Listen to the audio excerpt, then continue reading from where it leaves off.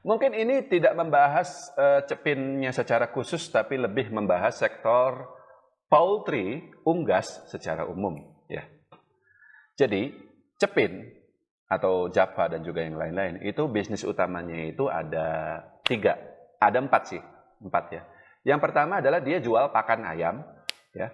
Jadi dia beli jagung lalu diolah menjadi pakan ayam, lalu dijual ke peternak-peternak di seluruh Indonesia.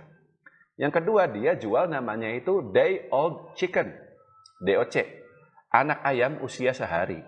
Yang juga sama, jadi begitu menetas langsung dia jual, yang juga sama dijual ke peternak-peternak rakyat. Yang ketiga, dia jual daging ayam.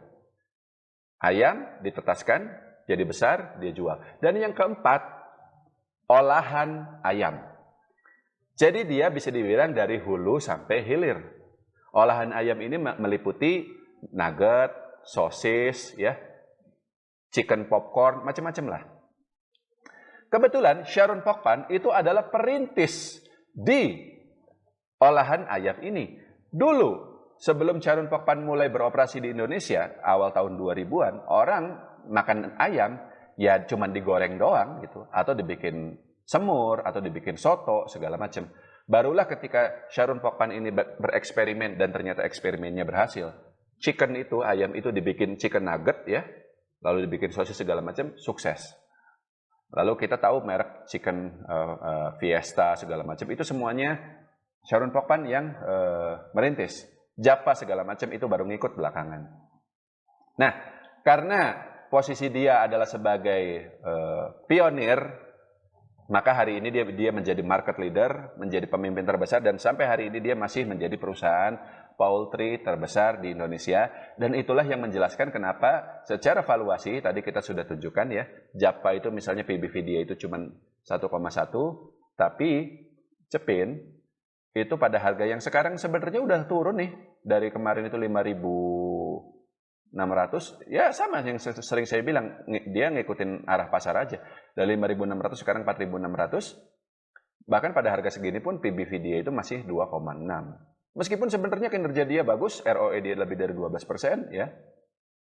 Ya tapi valuasinya memang cukup tinggi, tapi itu bisa dijustifikasi mengingat posisi dia itu, kalau di perbankan mungkin sama seperti Bank BCA gitu loh. Dia populer, ya, dan dia memang market leader. Meski demikian, kinerja Cepin tidak lepas dari pengaruh situasi yang kurang bagus di sektor perunggasan secara umum. Apa itu? Ketika kemarin tahun lalu harga jagung naik, ya, sehingga bahan baku untuk bikin pakan ayam itu ya naik, ya. Dan itu terjadi sampai di tahun 2023 ini. Meskipun sebenarnya belakangan saya lihat harga jagung udah mulai turun ya harusnya ya.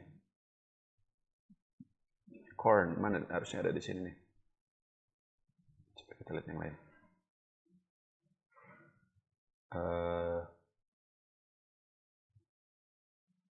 Ada di sini harusnya nih. Corn, sebentar. Nah ini dia. Nah sebenarnya kalau kita lihat harga jagung itu sekarang sudah 442 USD ya per bushels. Dari sebelumnya itu 600. Sudah mulai turun. Tapi kemungkinan ada faktor yang lain, kinerja Cepin dan kawan-kawan di tahun 2023 ini masih belum begitu bagus. Kemungkinan karena dari sisi pendapatan pun entah itu dia naik tapi kecil atau turun. Karena apa?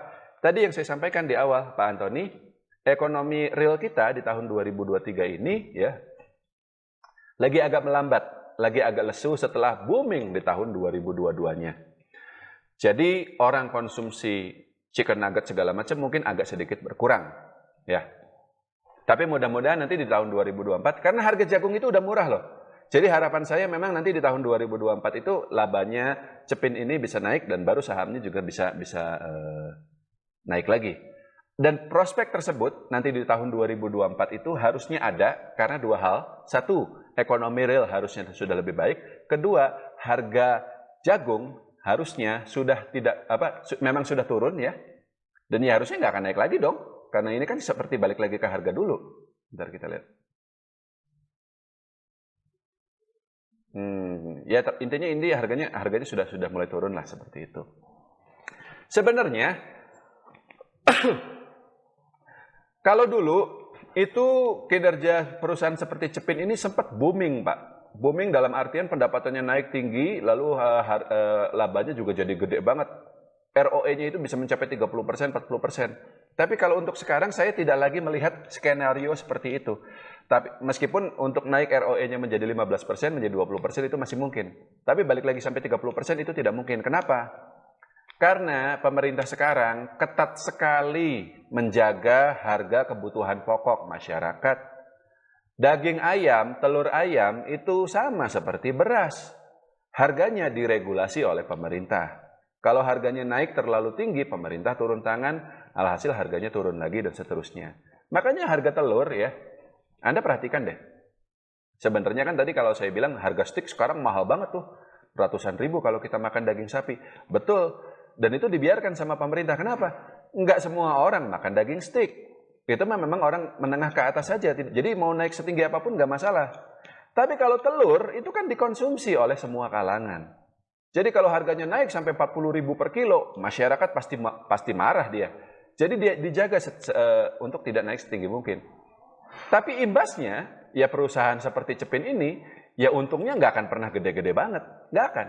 Nggak kayak dulu gitu ya. Jadi kita hanya sebatas berharap ekonomi pulih saja. Mudah-mudahan di 2024 itu. Dan karena di sisi lain harga jagung sudah rendah ya baru sahamnya bisa naik lagi.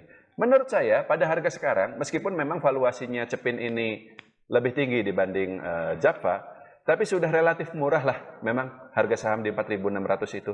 Kalaupun dia lanjut turun, saya pikir tidak akan sampai di bawah 4.000 ya.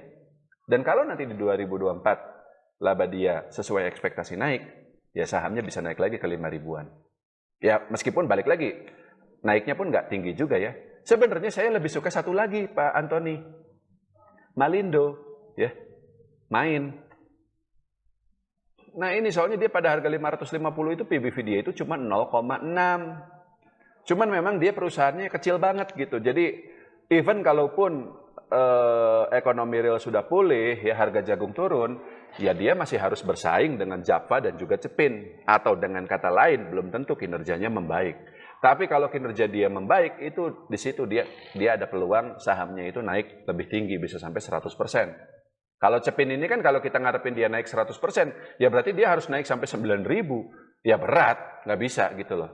Jadi kalau memang nanti bagus ya kinerjanya, mungkin saya lebih suka Cepin sih. Lebih suka Malindo seperti itu. Tapi kalau ternyata kinerja Cepin yang lebih bagus, ya udah tetap kita masuknya Cepin aja.